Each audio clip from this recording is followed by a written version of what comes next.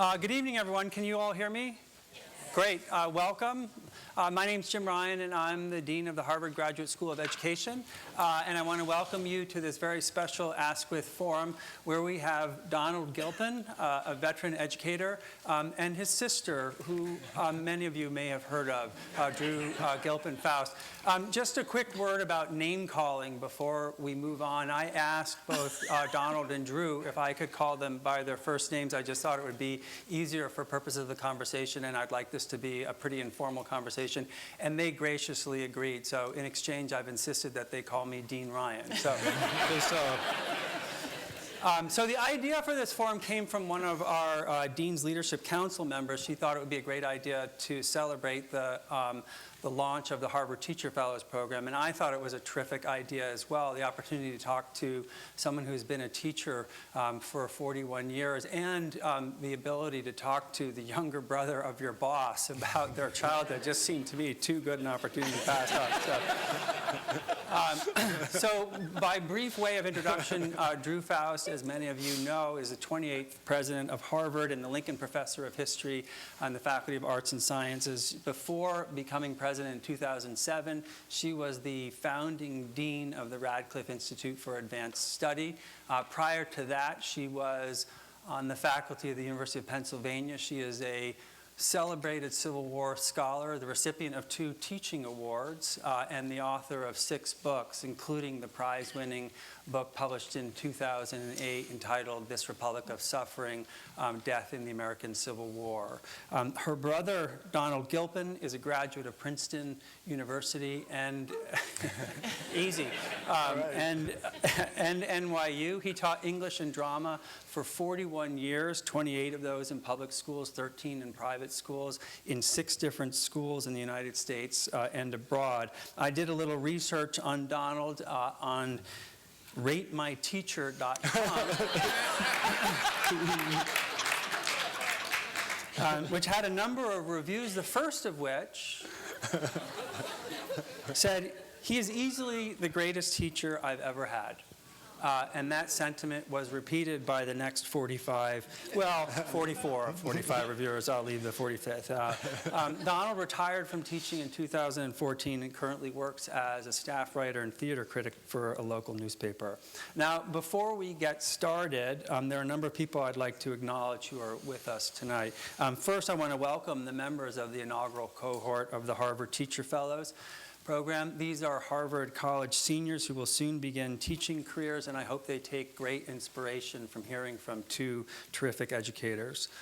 Second, I want to welcome the educators from a number of our partner schools where ed school students undertake field work and mentorships. We also have with us our Charles William Eliot and Paul Hannis Society members tonight, and I want to thank them for their continued and deep support of the ed school. And I want to give a special welcome to Patty Askwith Kenner, granddaughter of Herbert Askwith, for whom the Askwith Forum Series was established in 1998. Patty, I wonder if you can raise your hand. Welcome.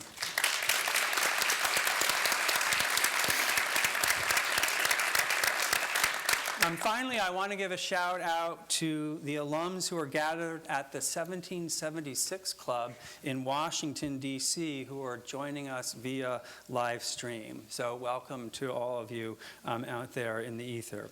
So my job is to moderate a conversation on a variety of topics related to education with Drew and Donald, and then we will open it up to your questions probably around 6:30, and we will finish up by 7. I've given you some very basic biographical facts with respect to Drew and Donald, but I want to start out by doing something slightly different, which is to give each of them a chance to introduce the other.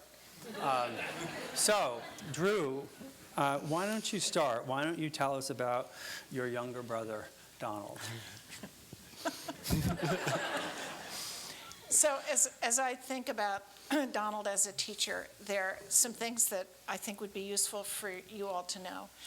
And the first one is that he exhibited a passion for teaching very early and left Princeton for a year after his sophomore year to go teach in Labrador. And he taught in the winter wilds of Labrador, ate bat pate and various other delicacies, and saw what school meant within a community like that and what teaching could be. So that's the first thing about Donald that I think is interesting. He's been committed to education at least since the age of about 19. The second thing about him is when I think about what he loved about teaching, and he was an English and drama teacher, as Jim said, there are really two parts of it for him, and I think each was equally important. One was the students and the effort to inspire them to learn and to grow. But he also loved his subject matter a great deal. He loves literature, he loves theater, and so I think each of those things interacted very strongly with the other. And so that there were two parts of what made him a great teacher. He loved the kids, and he loved what he was teaching to the kids. Then the third thing I would say about him is he just always worked unbelievably hard.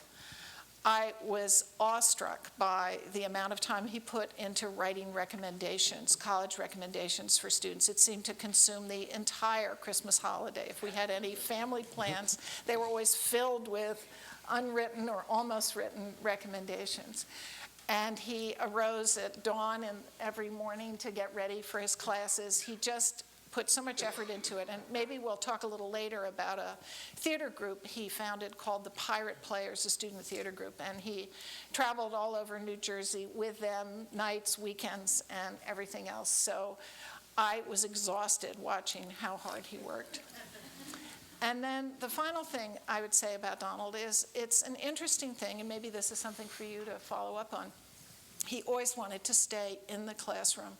There were many times when he was approached to take on an administrative role or to be head of a school or to leave the classroom for some administrative position, and he always avoided doing that and was really committed to being in the classroom. And that was a choice that he sustained over 41 years, to stay with the students in the classroom with the literature and the drama that he loved. So those are some aspects of Donald as teacher that I thought I would share with you. You note I'm not talking about Donald as brother, and we will see how well Jim does in ferreting all of that out. But for now, we'll leave it with teacher. So Donald, what can you tell us about your sister? No, thank you. Thank you. And thank you for inviting me to be here. Wow. This is like English teacher's dream to, a retired old English teacher. Nobody listens to him anymore, and come sound off at the Harvard Ed School. So thank you for listening. I thought I'd do a little psycho biography here of my sister. No, I think it's interesting, and I don't know what I can tell Harvard University about her that they haven't already figured out and researched, and one of the great research universities has already probably found out a lot about you. But I thought I'd try to tell you something maybe you don't know already. And I thought I'd go back to the early days when I spent the most time with her. We grew up in Virginia, rural Virginia, and there were with our parents, and she has three brothers, and so she had to grow up in a male-dominated world, I think. And we take pride, my two brothers and I, in having shaped her into the leader she is today. She had to learn the hard way how to deal with difficult males and privileged males and all of that. But no, seriously, I think more important than that. Well, we'll take some credit for that, but I think more important than that were the women. And I think when I'll call her Drudy. That's what I call her. You could call me Prune, which is what you do. We tried to use the diminutive Drudy, but she obviously overcame that attempt to diminish her in stature. But the women, there were a number of powerful, principled, strong women with amazing qualities in our life. And they were all in some way limited, restrained, frustrated, even trapped in some ways in the 1950s Virginia. And the women were our mother, our grandmothers. We had a nanny. And I think maybe Aunt Betty, too. We have an aunt who's sort of between generations. She's 80 years old now and running an NGO in Burkina Faso. But this is an example of what these women did. So she was an example of a rebellious woman who left the country and has not lived in the United States for many, many years. A grandmother who tried to run the whole Northern Virginia county in which we lived, and she used her power for good. She really saw very intelligent, but frustrated. She didn't have outlets to do what the men were doing. Another grandmother who was so kind and long-suffering, dealing with a very difficult husband. Is that fair to say? Yeah. Our grandfather. Another woman who was our nanny, who helped to raise us, who spent her whole life taking care of other people's children. And I think Drudy learned incredible values there, but saw at the same time that she didn't, and our mother, who believed there's a certain way you treat people, and a certain way that's right, and that's what you need to do. And yet she was completely frustrated in her confined situation, I think. But I think Drudy saw that and looked over these women and took on their qualities, but decided she had to escape. She had to get out in order to fulfill what she wanted to do. She was always good at fixing things. She wanted to fix things. I'm not going to go on too much longer, but cut me off if you need to. And then when I say fix things, I don't mean like watches or bicycles or dolls with broken arms. She wanted to fix the family dynamic, which was flawed. She wanted to fix sexism. She wanted to fix racism. She wanted to fix social inequality, all of which were rampant in where we lived. And I think she had to leave in order to figure out how to do that. And I think it was valuable to her to get out of town to go away to school at age 12 or 13, I think. And then she was very well educated at Concord Academy and then Bryn Mawr and then University of Pennsylvania. And I think she found history and a love of history there. And I think I don't know if any of you saw her New York Review of Books article about John Hope Franklin recently, and the way forward being through history. Is that fair to say that that's what it was about? And I think Drudy realized that as she got into that field and studied. And I think she realized that in order to correct things, in order to deal with her past, in order to deal with these inequities that she saw, history was a way. And I think she loved history, and she decided that that's what she wanted to focus on. And I think she went right back to study history of the South and to write about the South and to write about the men in the South and their idiosyncrasies. And then I think another factor in her life that I think was important and gave her the qualities that made her a great teacher, I think, was her current family, her husband Charles Rosenberg, a great historian, and just the values that he brought and the help that he gave her with the writing. And I think also the two of them, they solved problems together. It's incredible the way the two of them work through things and come to solutions and figure things out. So I think all of those qualities went into making her a great teacher. And I have unlimited admiration for you in emphasizing teaching as president of this university. I think it's wonderful that a great teacher is the president of this university. I've had so many leaders in schools where I've been who just haven't thought that teaching was that important. And they were not heralded as great teachers. They were perhaps great administrators, but I really admire that about you. Goodness. That is very nice. It was very nice. So, Donald, Drew suggests that you knew quite early you wanted to be a teacher. Where did that come from? Was education highly valued in your family? And at what point did you realize that this was the career for you? I don't think, I don't think education, that's a hard question. Was education highly valued in our family? I mean, I think there's a strong anti-intellectual strain in our family. I think one of our grandmothers was very intellectual, I'd say.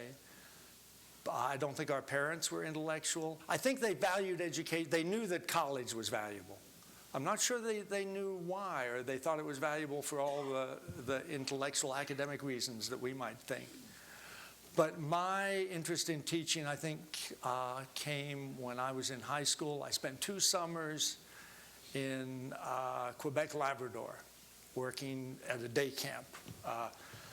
5 of us ran a day camp for kids in a town there. And I realized then that this is exciting.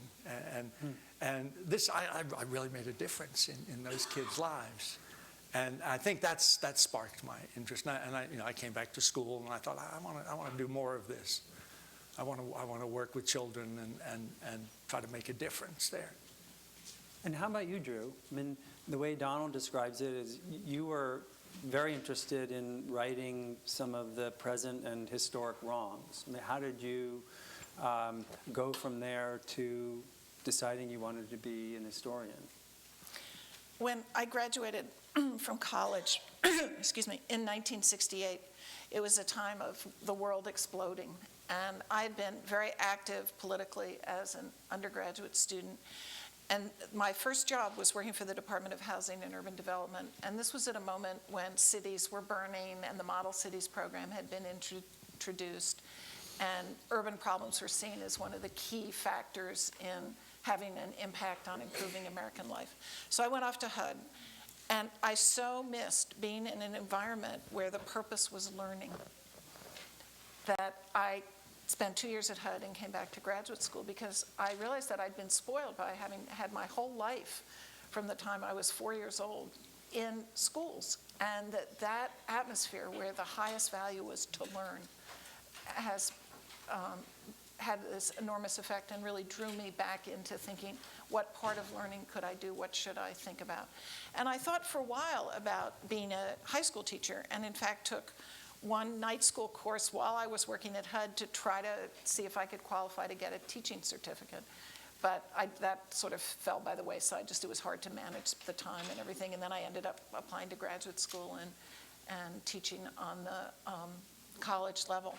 I remember when I had my first assignment as a teaching fellow, which I think was my 3rd year of graduate school. And I just loved it so much. And I'd sort of thought, up till then, I hope I've made the right choice. I hope that I'm going to really love teaching. And when I had that assignment and began being in a classroom, I just really adored it. And what did each of you love about teaching? And what, if anything, did you dislike about it? Let's see. Well, I think my sister was right about the 2 aspects of it. I did enjoy working through literature, working through drama with kids, and just the intellectual academic challenge of being in a world of literature and working through that.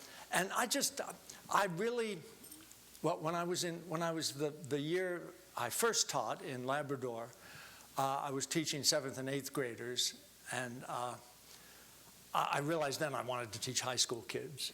But I Why? No, I think that's almost all teachers I know have found there's a certain level where they just feel comfortable, whether it's kindergarten or 12th grade or college. I don't know if it's a rapport, or some people have told me that it's if something traumatic or something difficult happened in your life at a certain level, that might be the level where you are most happy or feel most fulfilled teaching. But I really found that high school was where I wanted to teach. I sort of enjoyed the whole high school scene. There was always something going on, and a lot of energy, and so I love the classroom atmosphere. Just working together over a literary issue, and everybody getting involved, and then going back to I just enjoyed that whole scene of sort of the personal mixed with the academic intellectual. That was exciting to me. What did you hate? What did I hate? Oh. Well, particularly the last few years, I got swamped with paper grading, and I was excited about the first dozen papers, and then after that it got tough. So that got very hard for me to keep up with the paperwork, and I know there are lots of administrators around, my sister included, but I often had not often, but the times when I interacted with administrators were often frustrating, I'd have to say.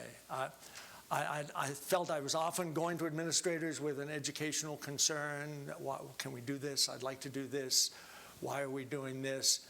And I felt so often I would be answered with an administrative, bureaucratic concern. So I had a number of, and that I found that very frustrating. So those would be the two things: the paper load and the occasional administrative clashes. And Drew, how about you? What I loved most was when you could see the discovery taking place in live time, maybe in a seminar, maybe in a student working on a paper, just that sense of exhilaration that comes from seeing something new or seeing something in a different way or understanding something that you've worked really hard on for the first time. And watching that accumulate for a student so that it becomes an evolution of learning within a class, I love that. And one of my favorite things as president actually is when I get to see students doing things that grow out of their commitment and talent, and whether it's a Hoops Prize for a senior thesis or a theater production or whatever a student might be investing in and then realizing the rewards of. I find that just wonderful. What did I dislike about teaching? I have always been very hard on myself as a teacher, and so my expectations for myself have always been extremely high, and so I was always very nervous. I have a story that maybe I'll tell, which is when I was first giving lectures at the University of Pennsylvania in my first year as an assistant professor and a full-time real faculty member. I remember giving my first lecture and feeling, phew, that was a lot of work, and then realizing I had to give one 2 days later. And thinking, how am I ever going to do this for the whole term? And being so nervous before everyone. And I went to Charles, who was a more experienced faculty member than I, and I said, I'm nervous. When am I going to stop being nervous as a teacher?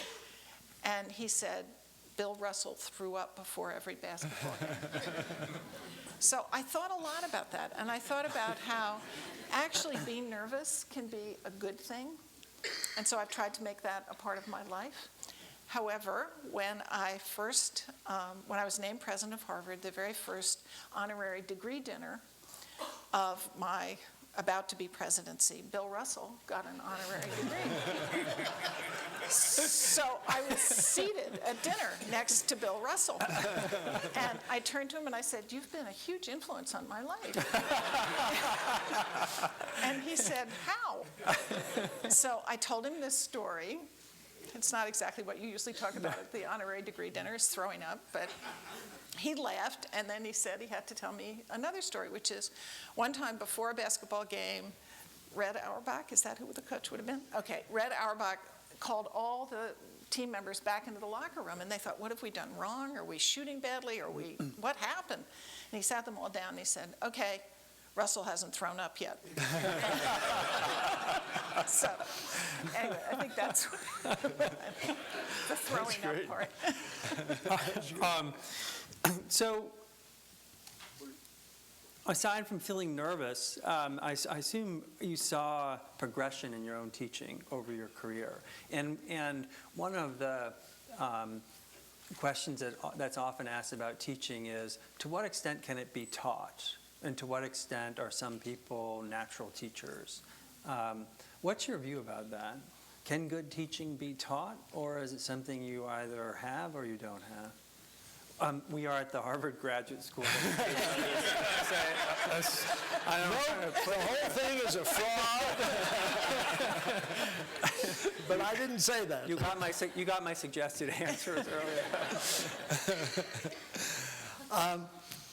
No, I think there's a lot that people can learn about teaching. I think it can certainly be inspired by a great teacher. I think there's certain intrinsic qualities that need to be there for a great teacher. I think commitment. I'm not sure how you teach commitment. You can certainly inspire commitment. I think commitment and passion for the subject matter, passion for the interaction, for the teaching. I think those are required of a great teacher, and maybe can't be taught, but can certainly be fostered and encouraged and maybe learned. And I think there's a lot that can be learned that will enhance that and make that grow into fruition. So when I first started teaching, there was absolutely no instruction or concern about what I might do in the classroom. It's just, go ahead, you're now going to teach this section. Right. And one of the wonderful things in higher education is that has changed so dramatically over the past, however many years ago it was, 50 years ago or something, couldn't have been that long, maybe almost 50 years, that I was first starting to teach, because we now have all kinds of training for young faculty and for graduate students who are teaching, and we assume that teaching can be taught.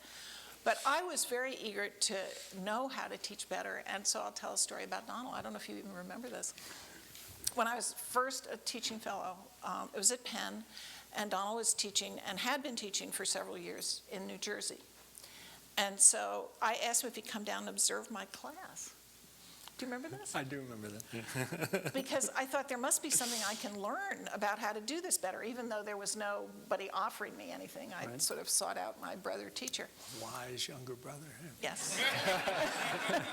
So I remember at the end of the class, and I think we focused as teachers in universities on the substance of the material. You know, have I read every possible source on this thing that I'm going to present to my students, not the craft.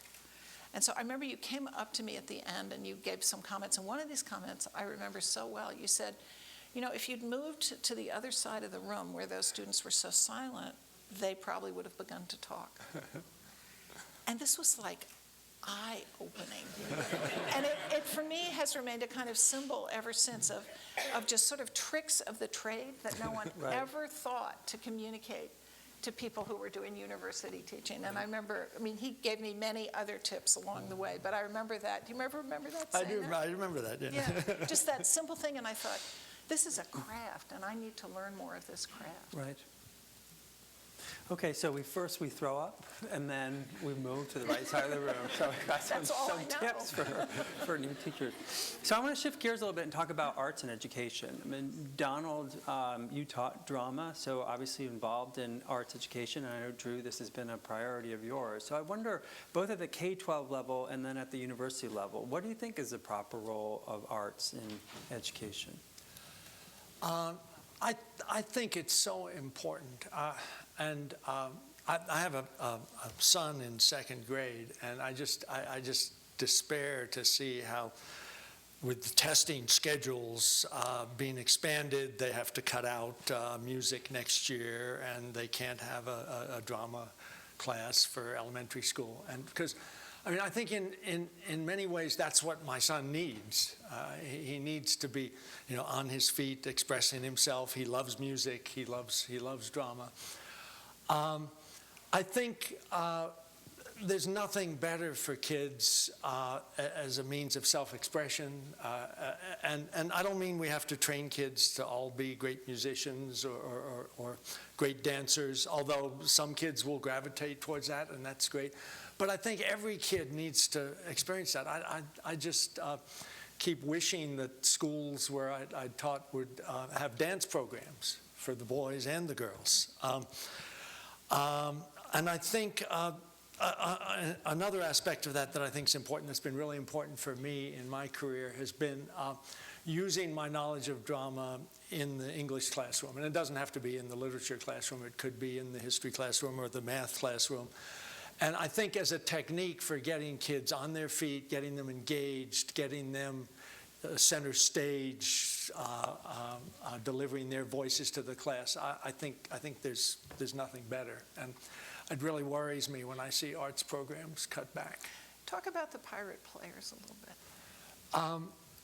The Pirate Players was a group I started at West Windsor Plainsboro High School in New Jersey. It was in the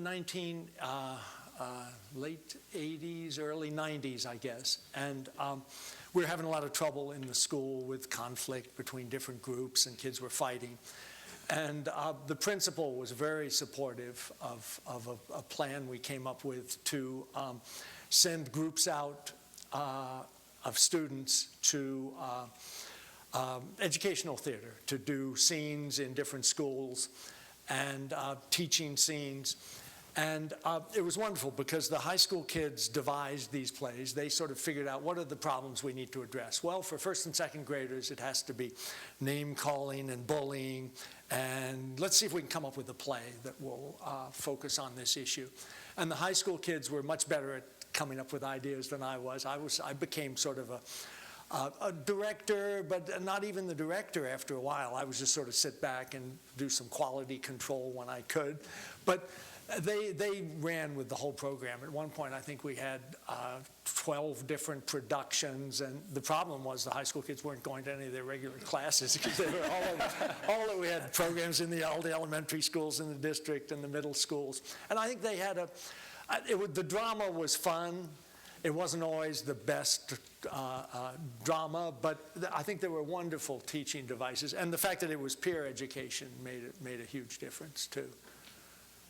And I think that had a great impact, and was maybe more valuable for the kids doing it even than for the kids who were learning the lessons. And they did high school things too, right? Drugs and... Yeah. Yeah, let's see, the high school, we had what was it called? Sex in the Suburbs. That was the title of one of them, sex education scenes. And there was an HIV/AIDS skit, and they always had follow-up discussions afterwards and some interaction with the audience. And the elementary ones were mostly based on fairy tales, and then there was always a lesson at the end that people talked about. It was fun. That was fun. Why do you think it's so hard to get people to understand the value of arts in education? I think I've thought a lot about this. You can't measure it. I think, and I'm sure somebody's come up with a test for how much you learn from your creative arts class, but I don't think that it's really measurable.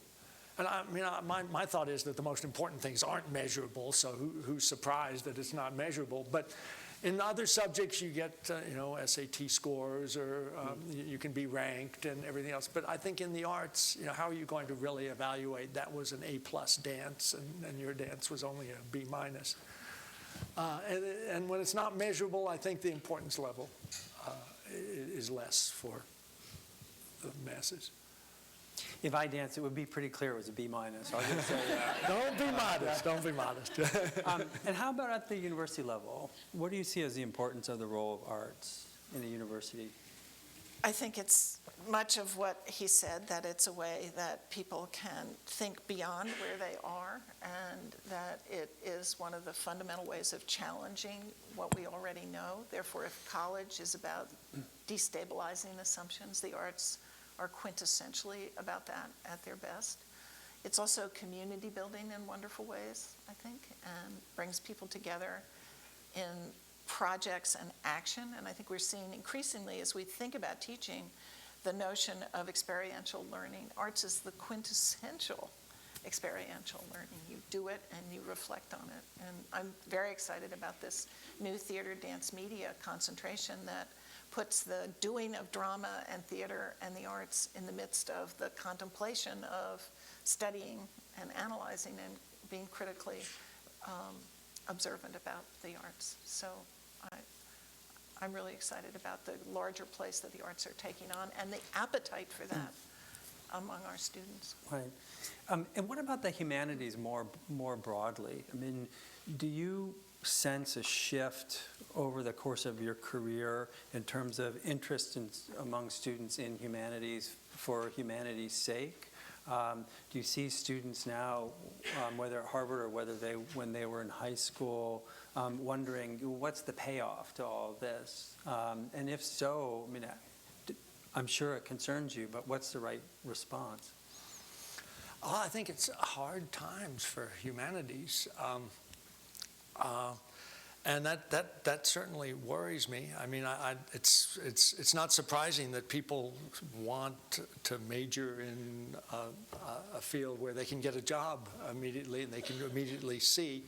I mean, I think that's short-term thinking. I mean, I think in the long term, the humanities are so valuable, and you need to learn how to live, and you need to learn how to.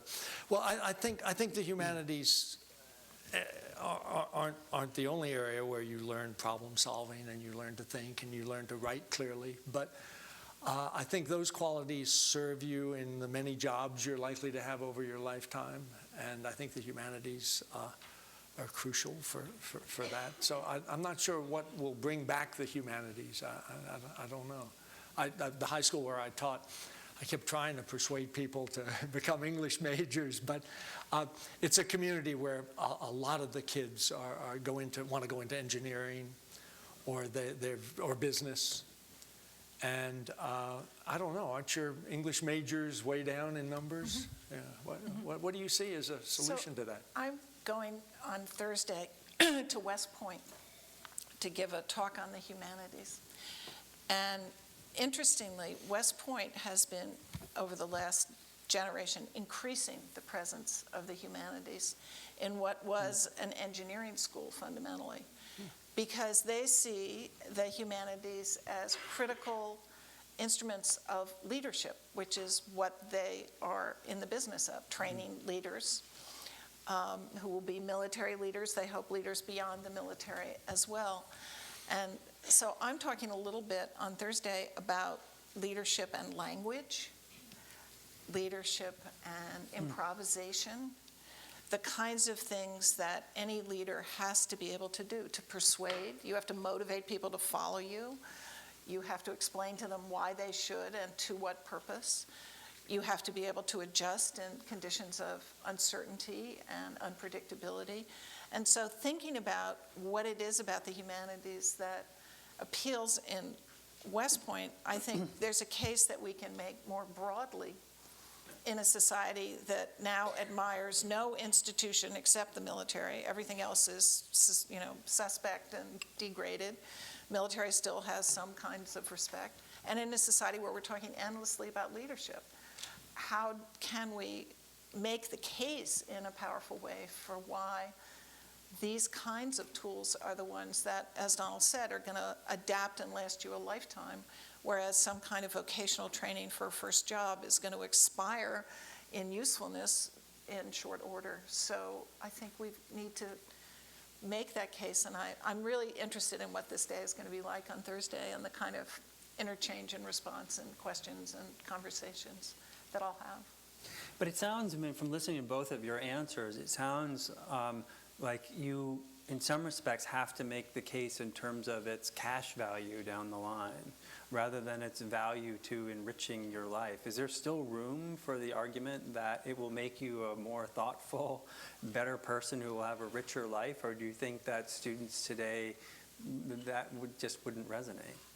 Well, that is I guess, a long-term prospect that, and I mean, who thinks long-term when you're worried about putting food on the table after graduation?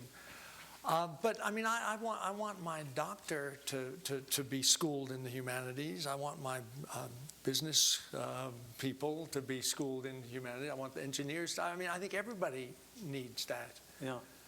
And leaders. I mean, our politicians. I would hope they would be schooled in the humanities. I'm an optimist. Yeah, there's a failing in our education system. Right. You should, a lot of them went to Harvard too, didn't they? Or Princeton. And Yale. Right.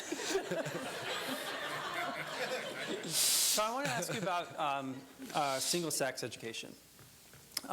So I think you went to an all-female high school and an all-female college. Donald, I don't know if you went to an all-male high school. I went to an all-male high school. And you were at Princeton, I think, right around the time that women were first in the transition year, yeah. Right. So what do you think about same-sex education?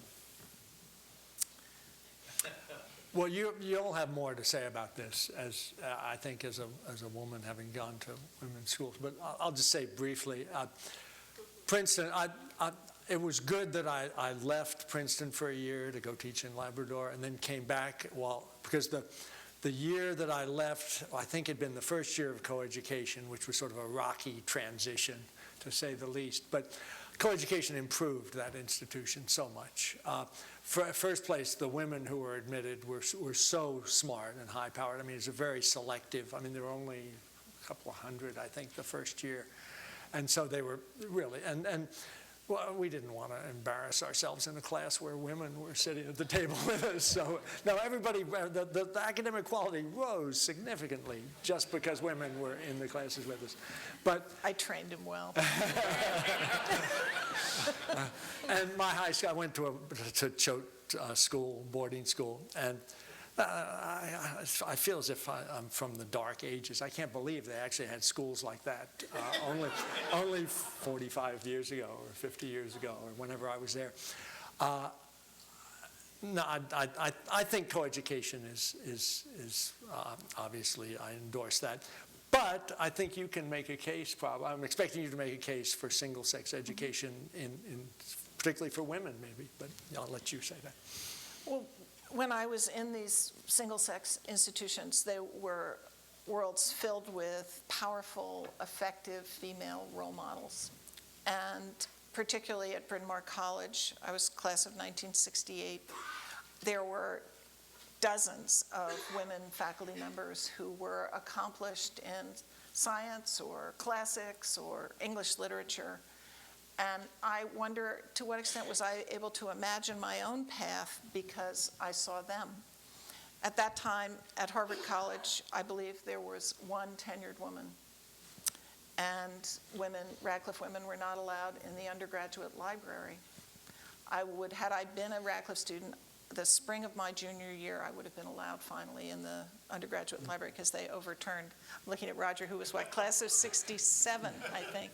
So I think at that particular time, I'm very glad I had the experience of being in that world and having those women who were models for me and having the experiences of leadership and full participation in that community. I must say, when I went and worked at HUD, I was so unaware, however, I'd been so kind of shielded from sexism and gender issues that it was startling. And so in some ways, I was not equipped or prepared anyway. Let's make a distinction between those two words. I was not prepared for it, but in some sense, I was equipped for it because I'd come to have a lot of confidence in myself and to know women could achieve great things. So today is obviously a different world for women, happily here at Harvard and happily other places as well. But I think that young women can still have those kinds of experiences of strength and opportunity in women's colleges. Women are much more likely to major in computer science at women's colleges, for example, than they are at coeducational colleges. So I think there's still a role and still an important place for them. For me, I think it was in the different world of that time, it was really determinative in lots of ways. Did Jessica, her daughter, ever consider women's colleges? My daughter is class of 04 at Harvard, and not a 1 second, not a second. And that actually is statistically typical. I think 5% of women graduating from high school now even consider applying to a women's college. So Donald, I want to ask you, over the course of your career, what were the biggest changes you saw in K-12 education, and were they for the better? I think in a lot of ways, as far as my job, there were many things didn't change, I think. I mean, I think there's still trends that come in and come and go, and testing. I think testing was there was a crisis in the classroom when I started teaching, and there's still a crisis in the classroom today, as far as I can see. Can you one- say a little bit more about that? When you say, what exactly do you mean? Well, people were worried. Was it Charles Silberman's book in the 1960s about the desperate state of education in this country? And I think we haven't solved the problems in high school education or in K-12 education. Let me put it that way. I think there's still a testing obsession. Maybe that's getting worse now. I mean, I guess there's more testing than there used, but people were always trying to solve problems by testing, I think, and thinking that was the answer. Things that changed at the school where I taught for the last 25 years of my career, became wonderfully diverse. It was a sort of outside Princeton, it was, and it was sort of a rural school at first, and relatively monochromatic. And then it just got influx of people moving into the New York-Philadelphia corridor, and that enriched the school greatly. It raised academic standards. Lots of Chinese families, and then Korean families, and East Indian families, and then a mix beyond that was really healthy for the school climate. And I think most schools in the East anyway are becoming more diverse. That was good. Technology changed things. I think that helped. It helped and harmed in some ways. I had trouble. I think kids were reading less, and it was more difficult to get them to read. There were too many distractions. It's too easy to double click. But I think computers helped with the writing process. It enabled kids who maybe were slow with the handwriting to keyboard and to do drafts and to work over their writing, and for me to work with them on their writing more closely. I'm not sure what else changed. There are a lot of things changed with technology, but. Was it as fun in your 41st year as it was in your first few years? Oh, that's a good question. Was it as fun? It was still fun. Maybe it wasn't as fun. I think one of the couple of reasons why I retired. Maybe it was becoming less fun. I had a son 7 years ago, 7.5 years ago, and that was sort of pulling me. I wanted to spend more time with him. That was that was sort of, I felt torn the last few years, and getting the papers graded was harder. Right. And I also think, the old teacher talking about his ailments, but it was harder for me to do the reading. I mean, my eyes just, didn't have the endurance. And my hearing wasn't as good. So there were things going on in the classroom sometimes that I would miss. There'd be a conversation going over there that I think I would have picked up on. And I think in an interactive classroom, you want to hear everything that's going on in order to pick up on it. And so those things made it more difficult for me in the last couple of years. And how about you, Drew? What are the biggest changes you've seen in higher ed?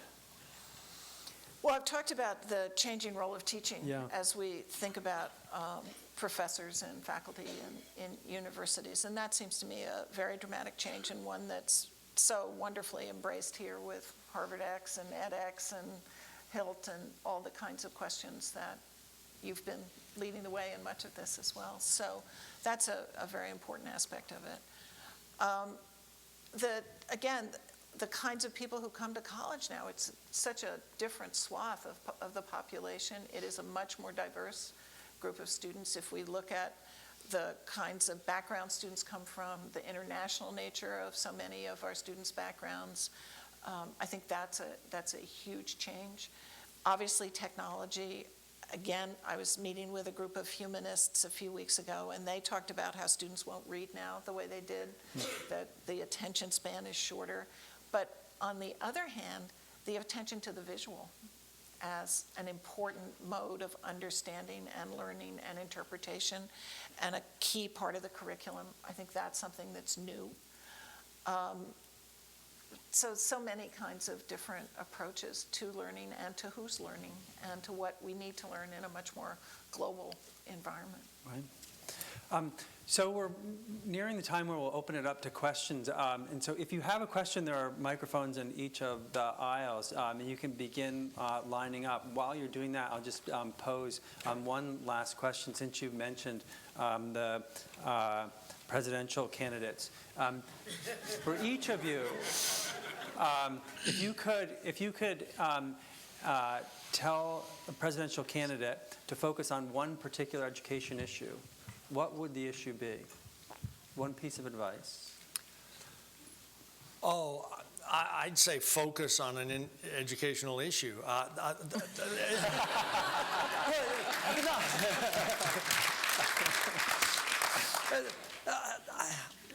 haven't listened to all the debates, I must admit. I've listened to pretty good parts of Republican and Democratic debates, but they're not talking about education. I think No Child Left Behind and Race to the Top were both pretty much failures. And I think the candidates are not addressing education. Maybe they're giving some lip service to it, but I don't think that. I mean, they'll say something about testing and how important the schools are, but I haven't heard them address it. I think it needs to become a national priority. I think it's that important. It is that important, and I don't hear anybody addressing it. Maybe I missed something. So I would have a big general response to this, which is something that has troubled me for however many years I've now been president, 8 years, which is I think we need a public discourse about education that's closer to what you were asking us for, which is, what is the purpose of education? Can we please talk about it as having something more than simply vocational dimensions to it? And can we respect the fact that it's about civic engagement, it's about human factors and developing meaningful lives. It's about lifelong commitments of value and priority. And do we have to just talk about our educational system as if we're slotting people into little cubby holes? I think about one of the candidates who made a remark about we need more philosophers, fewer philosophers and more plumbers. And why can't we have philosophers and plumbers who are philosophers? Why does there have to be this kind of either or about it? And even our president, who then apologized later, made a crack a year or so ago about art historians. And I'm just waiting for his 2 daughters to become art historians. And then he backtracked. But that's so much the discourse. And why can't we have a more capacious view of what education is, what it should consist of, and also what it's for? And can't we begin to talk that way and have our leaders talk that way a little bit as the beginning of having that filtered down to change the expectations more broadly? Can I say one more thing? Absolutely. And get the teachers into the dialogue. So much of the dialogue in our school district, in the nation as a whole, there's dialogue about education, but so often you'll read articles and reams of pronouncements, and not a single teacher is included in the discussion. And that's, who's there and who knows what's going on better than the teachers who are doing it? Yeah, excellent point. So as you can see from the crowd, there are quite a few people who want to ask questions. So I would ask you, to the extent possible, keep your questions brief and be sure that they end with a question mark. Yeah. Thank you for being here today. I listened to a Freakonomics podcast a few months ago where the host talked about a letter that President Faust wrote to President Eisenhower in 1957 against segregation. And I thought it was fascinating to have that perspective, despite living in a community that didn't largely share those views. And so I'm wondering, with your university perspective and Donald's K-12 experience, how do you think that educators can create an atmosphere where students can feel comfortable to explore ideas that are antithetical to those within their own community? Oh, I should have said this before. I'll give you a little time to think. Please introduce yourselves as well. I'm Jamarcus. I'm I'm about to say first year. I guess that's redundant. I'm a master's student in education policy and management. Great.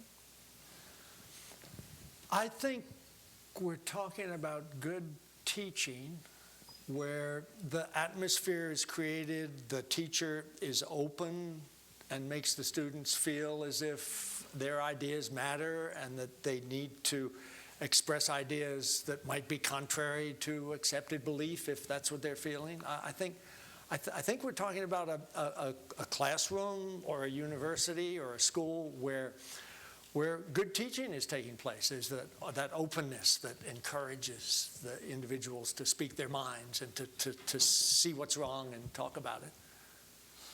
I think also there's a respect for ideas and their consequences and their logic. That if you have an idea, where does it take you? And believe in following it and be committed to following it to see if that leads you with a question about where you started.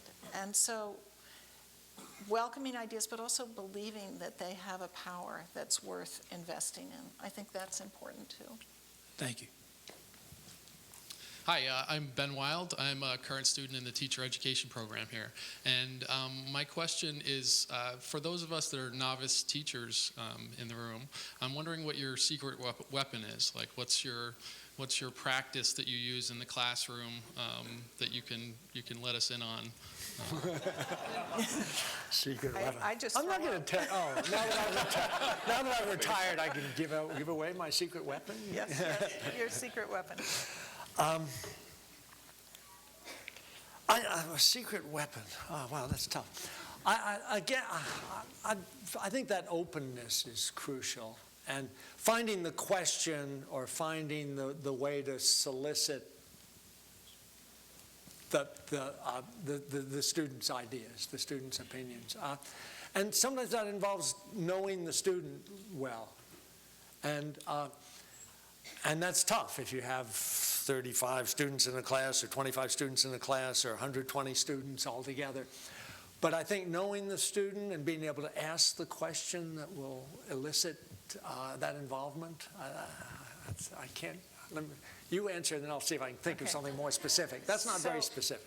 What I'm going to say would be no use in a classroom where students are bouncing off the walls or being wild. It would be more appropriate for a classroom in which at least everybody's sitting still. So if you need that kind of help, I'm no use. A little bit, yeah. But for me, a very important lesson as I evolved as a teacher was to talk less and listen more.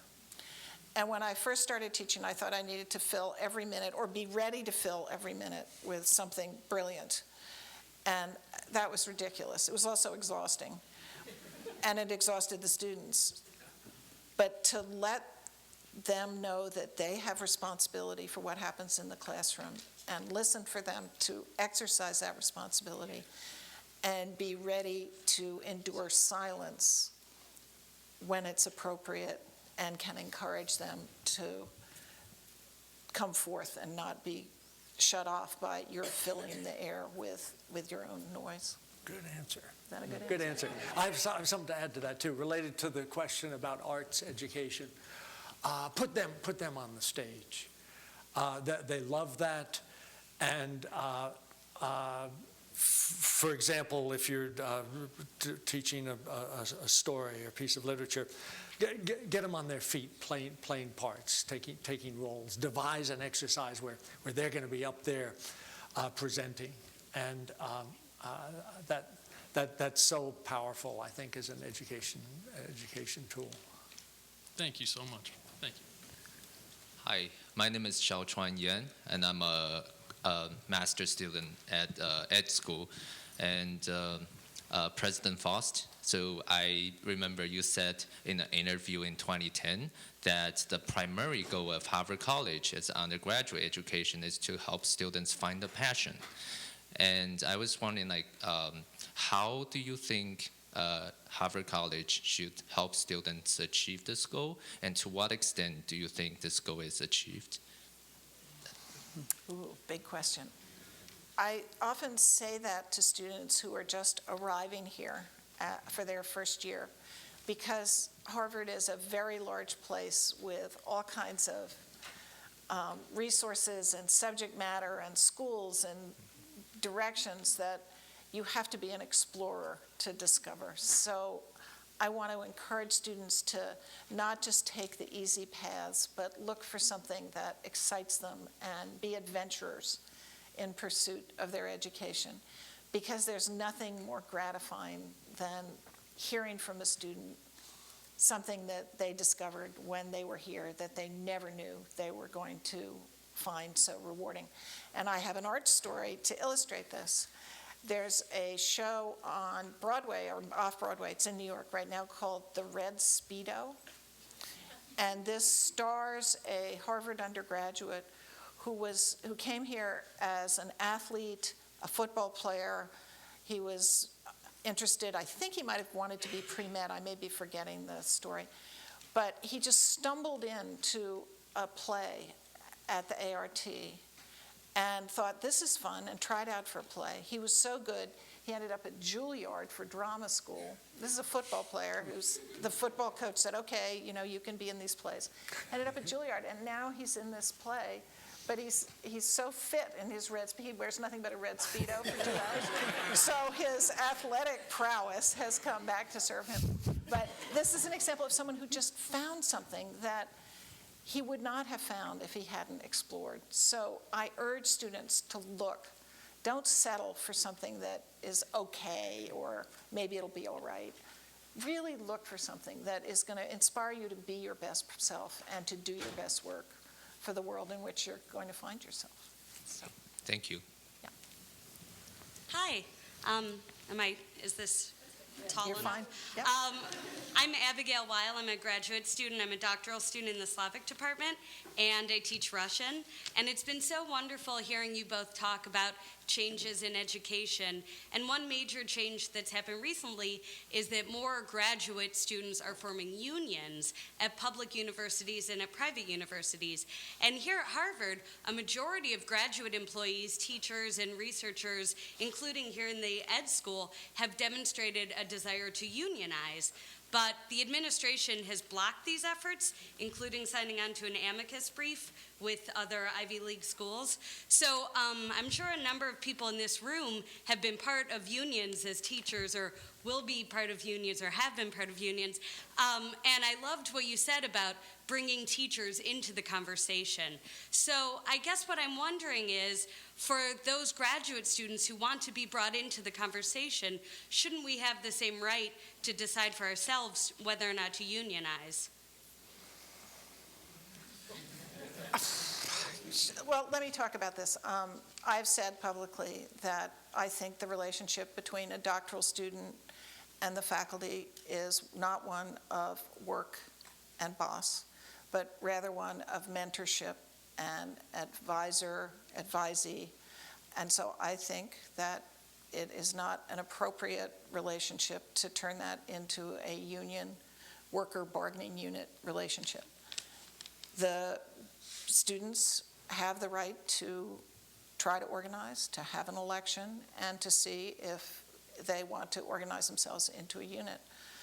I believe it would be a mistake, because I think you lose certain kinds of relationships and opportunities for learning and interaction and community by introducing that to the faculty graduate student relationship. But it is certainly up to the students to decide if they wish to unionize and organize themselves in this way. Thanks. Thank you so much. Thank you. Thank you, President Drew and Donald and Ryan. My name is Xingchai Zhang. I'm from China. It's a great honor to have this opportunity to ask the questions. And since I'm from China, my question is there anything like U.S. can learn from China, or China can learn from U.S. about education? And since you are a historian, I will ask, what's your favorite historian and philosopher? And Nancy Reagan said, a woman is like a tea bag. Only in hot water do you realize how strong she is. So you have been pretty successful. So I was wondering, if you use tea as metaphor, how would you, what is good education by means of tea? Thank you. Uh-oh. Good luck. Okay. So the first question was about what can we learn from education in different parts of the world, in China and the United States. I think that was the first question. Yes. And this is something that I have found really an interesting dimension of my travels in China, when I've met with leaders of universities in China to have conversations about our different approaches to education and what's similar and what's different in our educational systems.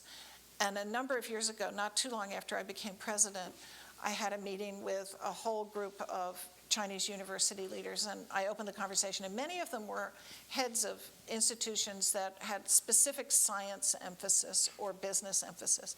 And when I asked them what we should talk about at this lunch, they wanted to talk about the liberal arts and how the liberal arts made students more creative than a system in which the broad range of knowledge and questioning was not present. And so I've been fascinated by this interest in the American system of higher education by a much more vocationally oriented system of education in many Chinese universities. So I think that's been an interesting element of dialogue back and forth, and one that has been helpful for me and I hope useful for others as well. Your second question, the third one was about a tea bag. There was a second one for the tea bag. Your favorite historian? Oh, my favorite historian. And the philosopher. I've got a really And great answer to that. philosopher. Well, my favorite historian is my husband, Charles. And, That's the best answer I've ever heard. and on the tea bag, what kind of hot water do I find myself in? Was that? Are you stronger in hot water? No, I mean, Nancy Reagan said a woman is like a tea bag. Only in hot water do you realize how strong she is. So, I mean, basically about life and education on people, using the metaphor of tea. So I'm sure we could use tea for all kinds of metaphors, but I think strength is often exhibited in times when there's not hot water as well as in times where there is. So maybe we don't always have to be boiling in order to be strong. Thank you. Thank you. So I would like, for me, I just want to say, I start a tea company. The thing I want to say is about educate people about the healthy, harmony, pure nature of tea. Bring out the best quality of people. Thank you very much. Thank you. Hi, my name is Ben Bolger, and I'm a Harvard alum. I have a couple degrees from the design school. And the design school is a place certainly where creativity and innovation are deeply valued. And when we think about education in the K through 12 or even at the undergraduate level, historically, memorization and rote memory was emphasized. And I think we've now shifted to a stage where critical analysis is deeply valued. But at least in design and in other professions, creativity is really what determines success, probably in leadership and in other categories as well.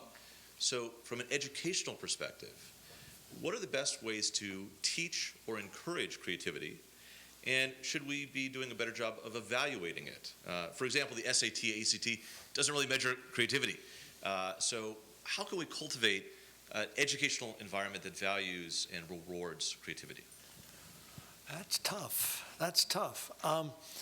I think if we could find a way to evaluate it, it would enhance its stature in the university and in our society. I think teaching creativity is possible, or maybe not teaching, but fostering it, encouraging it, setting up situations in the classroom where students are pushed to become more creative. I don't know about evaluating creativity. I'm stuck on that one. Do you feel like your education valued creativity in any way? It valued SAT scores and high grades, and did it value creativity? Not much. No, I don't think mine did either. No. Did yours? Not too much, no, what I can remember of it. But Donald, it seems like a big part of your life as a teacher was in fostering creativity by giving students opportunities to perform, for example. Right. Yeah, I hope so. Yeah. I hope so. And As far as evaluating that, I don't have an answer on Yeah, that. yeah. But I certainly, that was one of my goals, was to foster that. And I think I knew when it was happening and when it wasn't, and tried to adapt my teaching style accordingly. One of the initiatives that came out of the Task Force on the Arts 8 years ago was not simply the effort to bring more artists to teach, like Vijay or the jazz musician who joined the faculty and so forth, but also to take courses that weren't necessarily in the arts and add arts options or arts assignments. And that has been a really interesting experiment, because these are courses in which people haven't signed up because they think, I'm an artist and I'm going to do this because I already know about jazz, or I can read music, or I can play or perform. But instead, maybe I can have a project in a history of photography course where I actually do photography, or in a course on Islam where I do calligraphy. And so it's encouraged students who don't define themselves as artists to understand creative projects as part of a curriculum in which they too can Right. participate. Make films, that's another thing that's Right. been.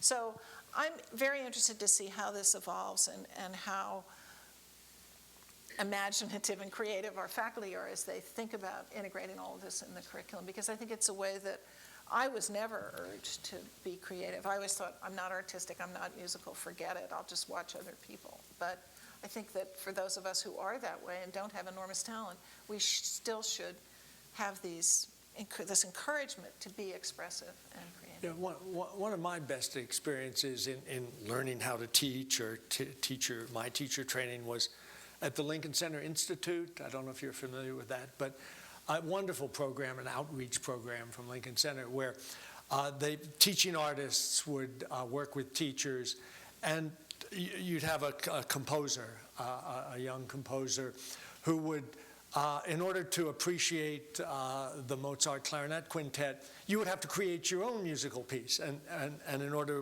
to appreciate Paul Taylor's dance, you would have to create, you'd get together with your fellow teachers and create your own dance. And the point obviously wasn't whether we had any musical talent or any dance talent, but the fact that we were trying to make the choices and go through the process and come up with something that we had created. It made us appreciate, I don't think many people from that institute necessarily went on to become dancers or musicians, but they fostered a huge appreciation for the arts. And that was such I think that's important for writers too. I mean, if you're studying Nathaniel Hawthorne, I think if you try to write like Nathaniel Hawthorne, it gives you some insight and perspective. Thanks. Hi, I'm Ari Betov, head of school at Boston University Academy. You both spoke so thoughtfully about the importance of single-sex education and the continued importance of it today, and also the importance of the evolution of shared campuses and of co-education. Can you think of an opportunity in 2016 that is the corollary for us today to preserve something about education as it stands for the group of students for whom that is right, but also the opportunity to evolve education in a similar way for what may be a broader group of students moving forward, in the same way that the evolution away from broad-based single-sex education toward co-education provided opportunities for so many students? I'm confused by your question. So single-sex education continues to serve some students incredibly well today, but the opportunity for students to go to co-ed schools and colleges was a tremendous evolution for us as a country and as an educational system.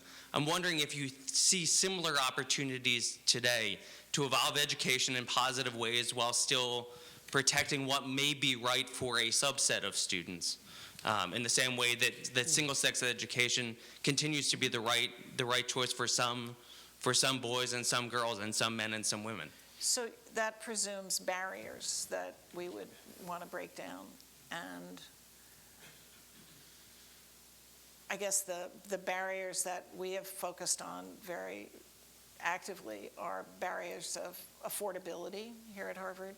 But I don't know if there's a corollary. I mean, certainly not everyone should want to come to Harvard or would thrive at Harvard. So perhaps some people wouldn't want to leave a more local educational environment or a different educational environment. But I think that is certainly the barrier of cost, and affordability is one that we've really committed ourselves to breaking down.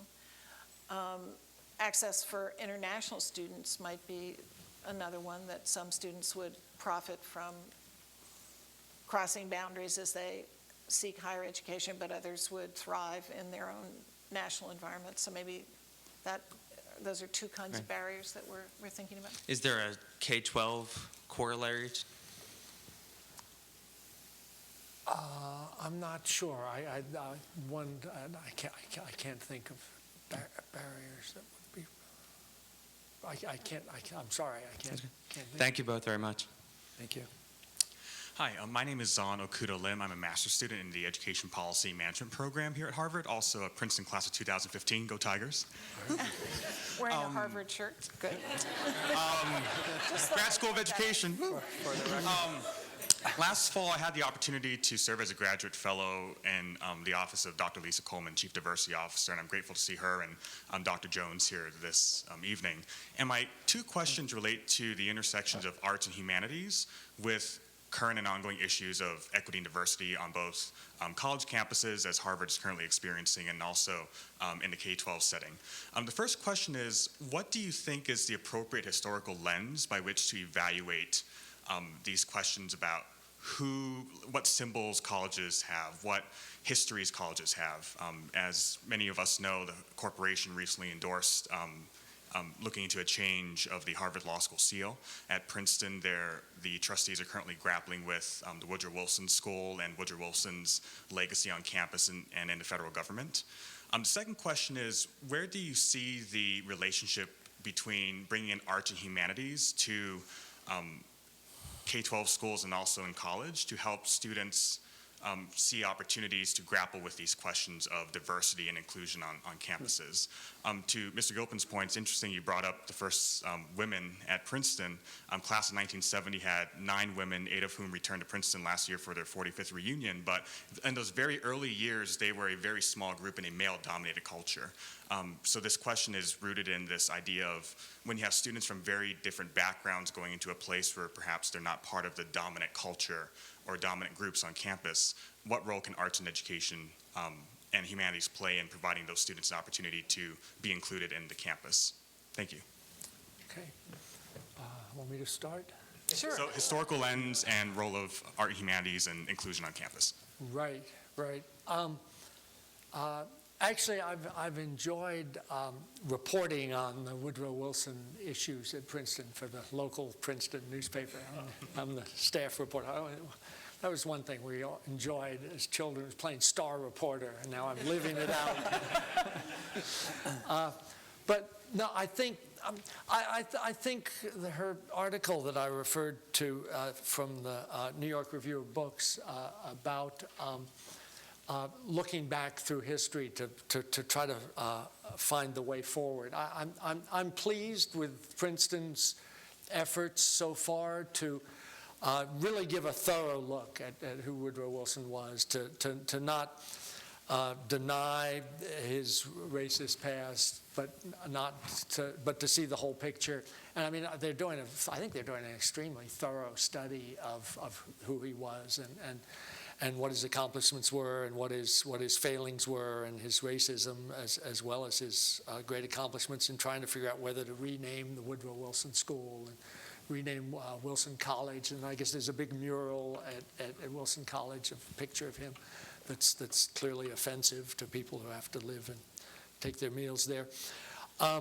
So I think that's the answer. I think not the answer, but I think that's the right way forward. And I'm not sure if Harvard is, and I know Yale is in a similar state. But to examine that history and to figure it out and to make sense of it and to figure out, do we want to honor these people and or not, and do we want to honor them and expose their failings and learn from that?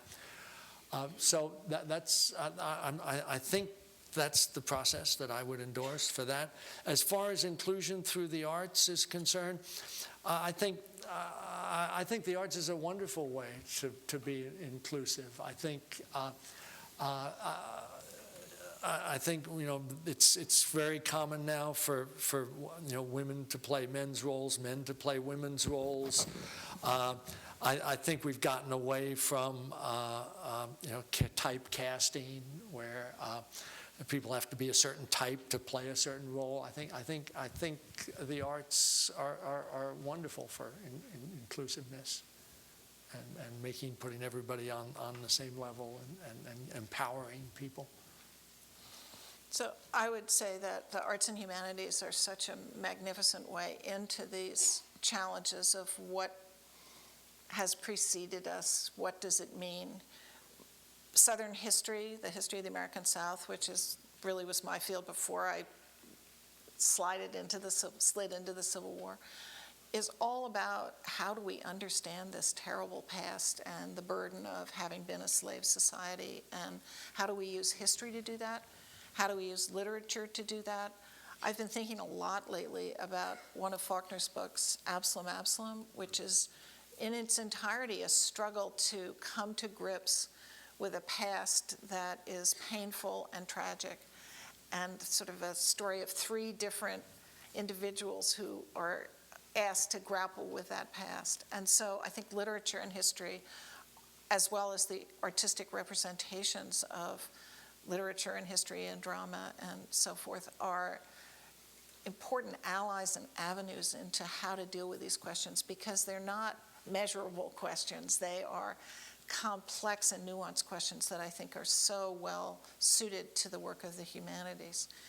Your other question about names and finding our past and what do we do about the varieties of our past that we now find troubling.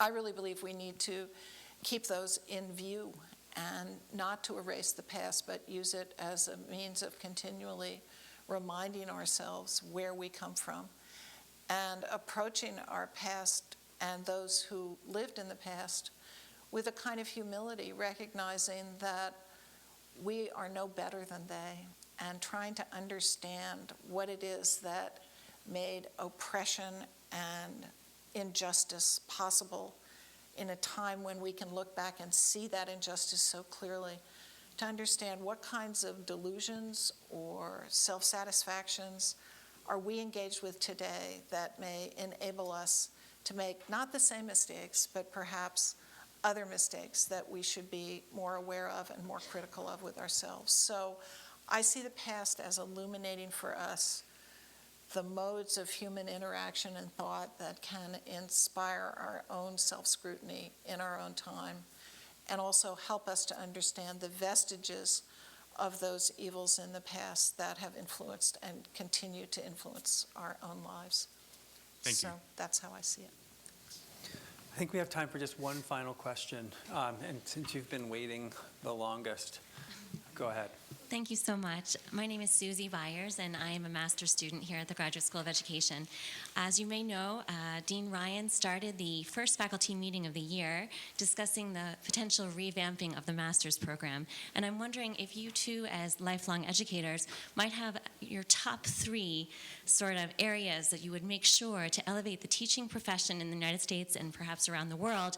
What would be the three areas that you would hope that we would be able to focus on? And one softball is Dean Ryan fulfilling the promise of diversity. I would imagine that that might be number one. So we're supposed to design the master's? Yeah, do you mind? Thank you. Yeah, thanks very much.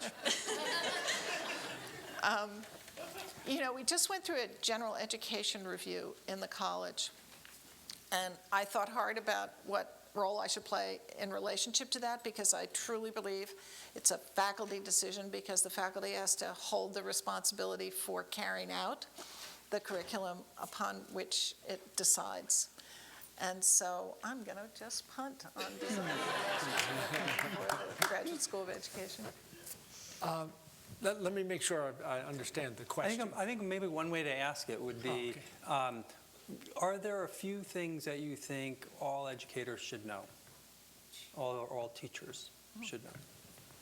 Is that a fair fair way to? That's much better, thank you. Okay. I think, yes, I think teachers should know that it's a difficult job. and you shouldn't get discouraged. One wonderful thing that's happened to me, now that I'm out in the community as a reporter, I keep running into former students. And it's amazing how you can think you're losing, you know, in these classes. Oh, man, nobody learned anything today, and they didn't learn anything yesterday either. But then you find out after you never know. And I can't tell you how many former students I've run into who apparently have learned things and gained from my teachings I never imagined that happened. So I guess I'd say don't, and this isn't something you can really incorporate into your master's program, don't get discouraged. But it is a very hard job, and when you're looking out over your classes of 25 and or 35 or however many, and your hundreds of students, you're never going to succeed with all of them. They're going to be, and I can understand why I sympathize so much when you talked about your high standards as a teacher and how that was discouraging. You're bound to think you're losing, and maybe even feel, maybe you even are losing sometimes because half the students are thinking about something else. But it's remarkable in the long run how you're not losing. You're really succeeding with so many. And I think another thing is really important for prospective teachers. You need to enjoy what you're doing. I think you really need to love the two things my sister mentioned. You need to love the field, the subject matter, and you need to sort of love the interaction with the students. And if you don't, maybe you should question whether you're in the right program or not. I don't know. That didn't really answer your question. It's great for them. It was great.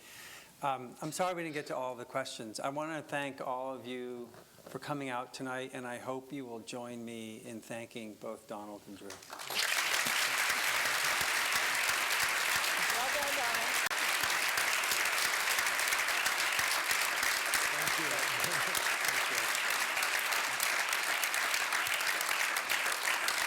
Thanks so much. Thank you all.